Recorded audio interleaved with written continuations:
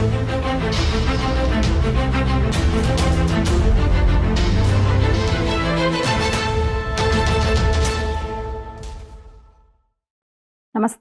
ఒక చావు ఒక బతుకు, విధిరాతలు అది చేసే వింతలు. సంజయ్ కపూర్ పోలో ఆడుతూ పొరపాటున తేనెటీగను మింగాడంట. గొంతులో చిక్కుకుపోయింది, దగ్గొచ్చింది, గుండె ఆగింది. గురువారమే ఇంగ్లాండ్లో చనిపోయాడు నిన్ననే.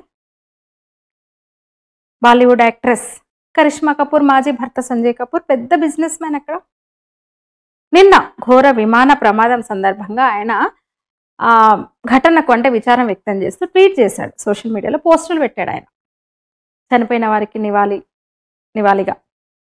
అసలు ఆయన పోలో ఆడేటప్పుడు తేనెటీగను మింగడం ఏంది, ఏకంగా చనిపోవడం ఏంది, ఆశ్చర్యంగా ఉంది కదా. మరొక ఆశ్చర్యకరమైన విషయమే అహ్మదాబాద్లోనే. అసలు అవాక్కైనా చూడగానే వినగానే నిజంగా ఆశ్చర్యపోయినాం కదా. విమానం రెండుగా విరగడం ఏంది, రెండుగా విరిగింది. సరిగ్గా విరిగిన చోట అక్కడ ఉన్న సీట్లోంచి ఒక ప్రయాణికుడు భవన శిథిలాల్లోకి జారిపోయిండు. 1,25,000 లీటర్ల ఇంధనం ఉంది ఆ సమయంలో. ఆ మంటల నుంచి చూసినాం, వెత్తున ఎగిసిన మంటల్ని చూసినాం. ఎంతసేపు మండినాయి అవి, అసలు బూడిదైపోయినాయి బాడీస్ అసలు. అలాంటిది ఆ పరిస్థితి నుంచి బయటపడ్డాడు. శిథిలాలు తొలగిస్తున్నప్పుడు లేచి నడిచి వస్తున్నాడు అదృష్టవంతుడు. మృత్యుంజయుడు తనంత తానుగా నడిచి వస్తున్నాడు లేచి. అసలు విమానం విరగడం ఏంది, భవనాన్ని ఢీకొట్టడం ఏంది, సీట్లోంచి జారి శిథిలాల కింద సేఫ్గా పడిపోవడం ఏంది, ఏమనాలి దీన్ని? Cosmic design. We are all in a matrix. ఇంకోటి, జీవితం మీద ఎన్నో ఆశలతో పాపం భావి వైద్యులు వాళ్ళందరూ కూడా మెడిసిన్ స్టూడెంట్స్ అర్ధాంతరంగా వాళ్ళ జీవితాలు ముగిసినాయి కదా. 28 మంది అంటున్నారు. అసలు ఊహించగలమా? ఊహకు అందుద్దా అది? ఆ ఘోరం అసలు ఊహించగలమా మనం? విమానము ఎక్కలేదు వాళ్ళు, అసలు ఏమాత్రం సంబంధం లేదు, విమాన ప్రయాణికులు కాదు వాళ్ళు. వాళ్ళ జీవితం అట్లా ముగిసింది. అయితే ఇప్పుడు శర్మిష్ట ఒక ఆస్ట్రాలజిస్ట్, ఆమె తను ముందే జోస్యం చెప్పింది. ఆమె చెప్తోంది విమాన ప్రమాదం గురించి నేను ముందే ప్రెడిక్ట్ చేసిన, ట్విట్టర్లో పోస్ట్ పెట్టిన అదే ఇది అంటూ ఆమె మళ్ళీ ఒకసారి గుర్తు చేసింది. అది సెన్సేషన్ అయింది, వైరల్ అవుతుంది ఆమె గురించి. ఆమె ట్వీట్లే ఒకసారి వైరల్ అవుతుంది. తర్వాత ఆమె అన్నమాట ఏంటంటే ప్రమాదం ముందే జరిగింది, కుజదశ కూడా ఇంకా దేశానికి రాలేదు అని ట్వీట్ చేసింది. ఆమె యాదృచ్ఛికమా లేదా ఆమె నిజంగానే అంత జ్యోతిష్యం శాస్త్రమే కదా, జ్యోతిషాస్త్రం మీద అంత పట్టుందా, ఖగోళ జ్యోతిష్ శాస్త్రాల మీద ఆమెకు అంత పట్టుందా, అందుకే అంత ఖచ్చితంగా చెప్పగలిగిందంటే ఖచ్చితంగా అయితే ఏం లేదు, దగ్గరగా చెప్పింది, అదే మాట ఆమె అన్నది. అయితే ఆమె చెప్పడం ఇట్లా ప్రమాదాలు జరుగుతాయని చెప్పడం, భారతదేశం ఎదుర్కొంటున్న ఇప్పుడు పరిస్థితులు, ఇవన్నీ మనం ఒక్కసారి ఇంకొంచెం వివరంగా మాట్లాడుకోవాలంటే ఒక్కసారి ఈ దేశపు కుండలి, భారతదేశపు జన్మ కుండలి. 1947 ఆగస్టు 15 అర్ధరాత్రి మనకు స్వతంత్రం వచ్చింది కదా. అంటే కొత్త భారతదేశం ఆవిర్భవించింది కదా, ముక్కలైపోయి భారతదేశం ఉద్భవించింది. దాన్నే జనన సమయంగా మనం అనుకొని చూస్తే నాటి జన్మకుండలి అంటే భారతదేశపు జన్మకుండలి ఎట్లా ఉన్నది అంటే పక్కన మీరు చూడొచ్చు. భారతదేశపు జన్మకుండలి మీకు చూపిస్తున్నాను. అంటే 1947 ఆగస్టు 15 అర్ధరాత్రి పుట్టిన ఈ దేశపు జాతక చక్రం అనొచ్చు జన్మకుండలి. మన దేశం పుట్టినప్పుడే అంటే 1947లో మన దేశానికి స్వతంత్రం వచ్చినప్పుడే కాలసర్ప దోషం ఉన్నది. ఏం జరిగింది చూస్తున్నాం మనము. అంటే స్వాతంత్రానంతర పరిస్థితులు, రాజకీయ పరిణామాలు కూడా అందరికీ తెలుసు కదా. ఇంకా అభివృద్ధి చెందిన దేశంగానే ఉంటుంది ఆధునిక భారతం, స్వతంత్ర భారతం. సరే, శర్మిష్ట చెప్పిన విధంగా కుజ మహర్దశ సెప్టెంబర్లో వస్తుంది. గురుడు ఆరుద్ర నక్షత్రంలోకి ప్రవేశించబోతున్నాడు. ఇప్పుడు ఇంకా ఆయన మృగశిరలోనే ఉన్నాడు. మృగశిర అంటే మృదువైన నక్షత్రం. అంటే గురుడు జూపిటర్ దేశ జాతక రీత్యా, ఎందుకంటే మన శత్రుస్థానంలో ఉన్నాడు గురుడు, జాతకరీత్యా శత్రుస్థానంలో ఉన్నాడు జూపిటర్. అంటే జూలై చివరి వరకు కూడా జాగ్రత్తగా ఉండాలేమో. అసలు శర్మిష్ట ఏం మాట్లాడింది? శర్మిష్ట అంటే డిసెంబర్ 29న ఆమె లాస్ట్ ఇయర్ డిసెంబర్ 29న ట్వీట్ చేసింది. 2025లో విమానయాన రంగం బాగుంటుంది, మంచి పురోగతి చెందుతుంది. అయితే ఒక ఘోరమైన ప్రమాదం కూడా జరగనుంది ఏడాది ప్రారంభంలోనే ఆమె అన్నది. ప్రమాదం తర్వాత ఇంకా ఆమె ట్వీట్లు మళ్ళొకసారి బయటకు వచ్చినాయి అనమాట. 2 నెలల క్రితమే నేను దీన్ని ఊహించానని కూడా అన్నది ఆమె. 2 నెలల క్రితమే నేను అనుకున్నాను, నాకు అంచనా వేశానని చెప్పింది. మరొక ట్వీట్ చేసింది ఆమె. జూన్ 5న ఇంకో ట్వీట్ చేసింది. టాటా సంస్థ రఫేల్ యుద్ధ విమానాలను హైదరాబాద్లో తయారు చేస్తుంది. ఇస్రో కూడా శాటిలైట్ ఇంజనీరింగ్, స్పేస్ టూరిజంలో ప్రపంచ దృష్టిని ఆకర్షించనుంది. కానీ 2025లో ఒక భారీ విమాన ప్రమాదం జరగనుందని నాకు అనిపిస్తోంది చెప్పింది ఆమె. విమాన ప్రమాదం గురించి ఆమె చేసిన 2 ట్వీట్ తర్వాత వారం రోజులకే నిన్ననే ప్రమాదం జరిగింది. ఇది ఒక హాట్ టాపిక్. ఈ ప్రమాదం మీద ఇంకా ఆమె ట్వీట్లు వైరల్ అవ్వడం, అసలు ఏంటి జ్యోతిష్యం నిజమేనా అని చాలామంది ఇంకా రకరకాలుగా నమ్మొచ్చా, జ్యోతిష్యం యాదృచ్ఛికమేనా లేదా, నిజంగానే ఆమె భవిష్యత్తును అంచనా వేసిందా, అంత విజ్ఞానం ఆమె దగ్గర ఉందా, ఇలాంటివన్నీ కూడా రకరకాల ప్రశ్నలు, సందేహాలు ఇంకా చర్చనీయాంశమైన అని చెప్పొచ్చు. అదే సమయంలో జ్యోతిష్యం మీద కూడా ఒక ఆసక్తికరమైన చర్చ కూడా నడుస్తుంది. జ్యోతిష్ శాస్త్రాన్ని నిజంగా నమ్మొచ్చా, ఎందుకంటే శర్మిష్ఠ జోస్యం నిజమైంది, నిజంగా జ్యోతిష్యంలో నిజంగా శక్తి ఉందా, నిజంగా సైన్స్ ఏనాది అనే చర్చలు కూడా జరుగుతున్నాయి. ఇక ఒక్కసారి భారతదేశ జాతకము, జన్మకుండలి మనం అనుకున్నాం కదా, చూస్తున్నాం కదా, ఒకసారి మళ్ళీ వస్తే నిజంగానే ఇంకా ఆరుద్రలోకి ప్రవేశించలేదు, కుజమహర్దశ కూడా ఇంకా రాలేదని చెప్పింది ఆమె. సెప్టెంబర్ తర్వాత ఆమె చెప్పిన ప్రకారం అసలు అయితే సెప్టెంబర్ తర్వాత ఈ క్లాషెస్ అవ్వాలి. మన దేశపు రాశి చక్రం కూడా చూపిస్తున్నాను చూడండి మీరు. లగ్నంలో రాహు ఉన్నాడు, 2ంట కుజుడు ఉన్నాడు, 3లో బుధుడు, శుక్రుడు, శని, సూర్యుడు, చంద్రుడు, 6ంట గురుడు ఉన్నాడు, దేవగురువు బృహస్పతి ఉన్నాడు, శత్రుస్థానంలో ఉన్నాడు. భారతదేశానికి శత్రుస్థానంలో గురుడు ఉన్నాడు, 7ంట కేతు ఉన్నాడు. అయితే అన్ని గ్రహాలు కూడా రాహువుకి కేతువుకు మధ్యలో ఉన్నాయి. దాన్నే కాల సర్పదోషం అంటారు. ఆమె శర్మిష్ఠ చెప్పింది ఏమన్నది, జూపిటర్ 6వ స్థానంలో ఉన్నాడు. మరి అమ్మాయి చెప్పింది అదే. అయితే ఈ ప్రకారం మనం చూస్తున్నాం. నిన్ననే విచిత్రం, అసలు ఒక్క పిడుగుపడి 6గురు చనిపోయారు.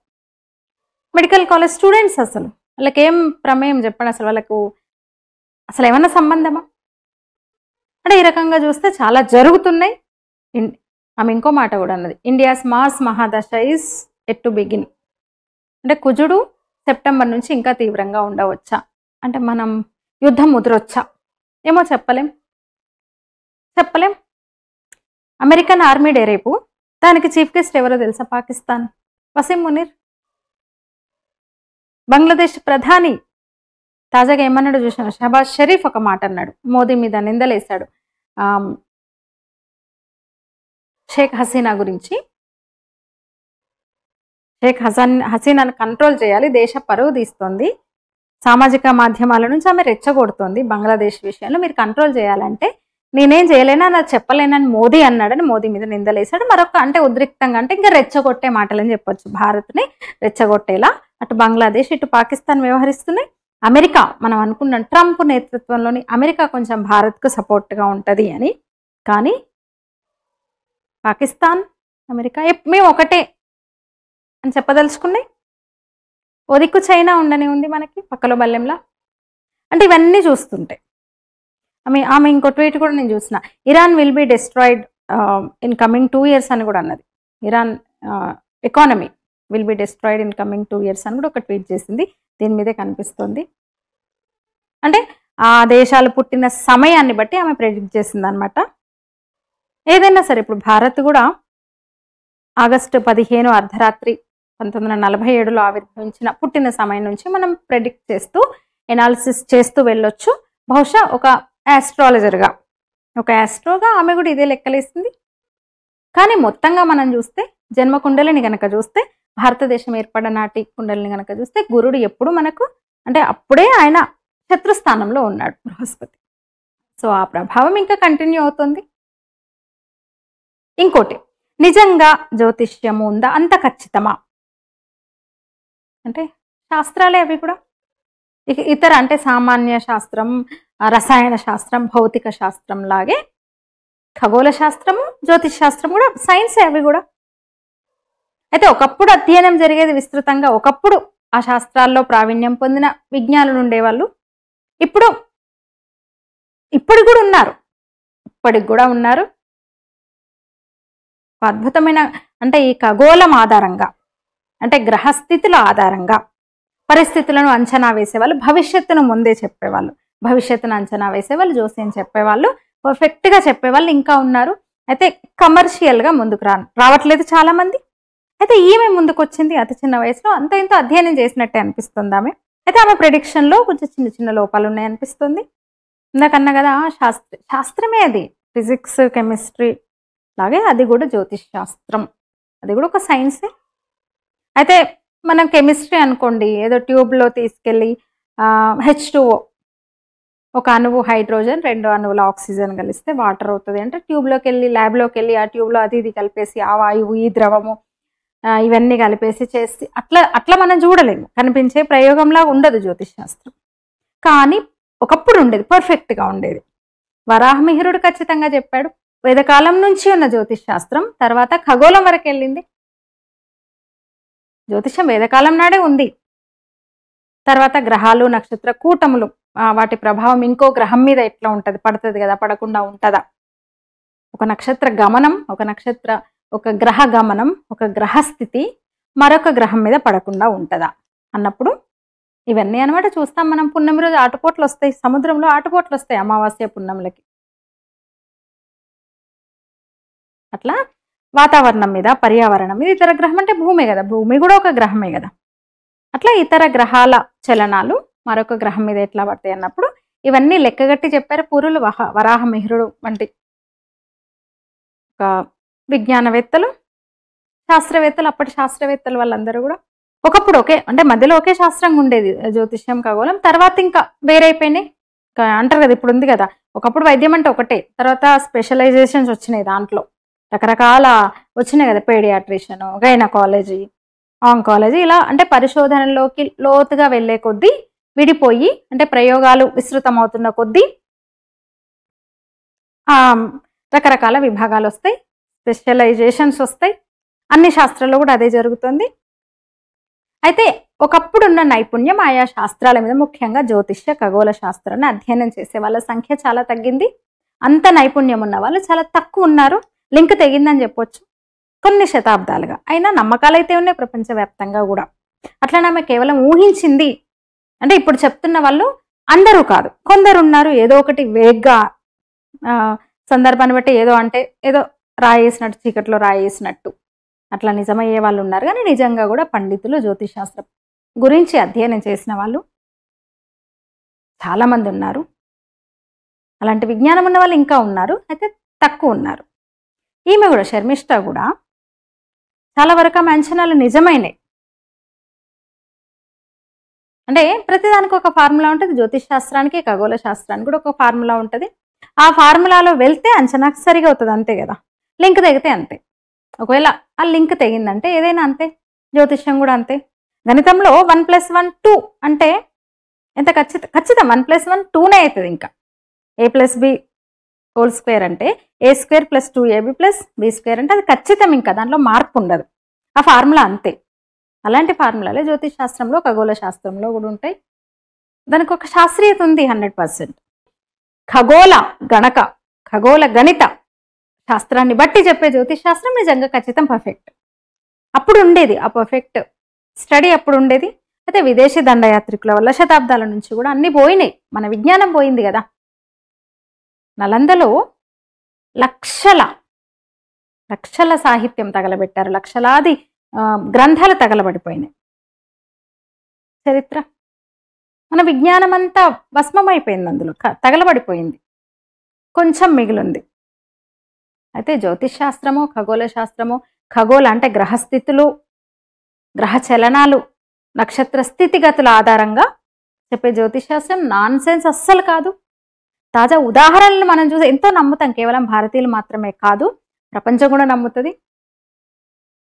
ప్రపంచ మేధావులు యూరప్ నుంచి, ఇతర దేశాల నుంచి, అరబ్ కంట్రీస్ నుంచి ఈవెన్ వచ్చి మన విశ్వవిద్యాలయాలు, అప్పుడు నలంద తక్షశిల విశ్వవిద్యాలయం జ్యోతిష్ శాస్త్రాన్ని కూడా నేర్చుకొని వెళ్ళారు వాళ్ళు. ఖగోళ గణిత జ్యోతిష్ శాస్త్రాలను కూడా నేర్చుకొని వెళ్ళారు వాళ్ళు.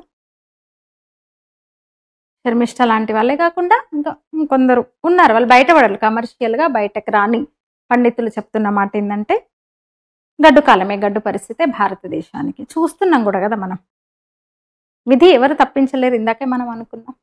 తేనెటీగ గొంతులో పడి చచ్చిపోవడం ఏంది, ఏమాత్రం అసలు విమాన ప్రయాణంతో సంబంధం లేని పిల్లలు చనిపోవడం ఏంది, అంత పెద్ద ప్రమాదంలో ఒక్కడు బయటపడ్డం ఏంది, విధి అంతే.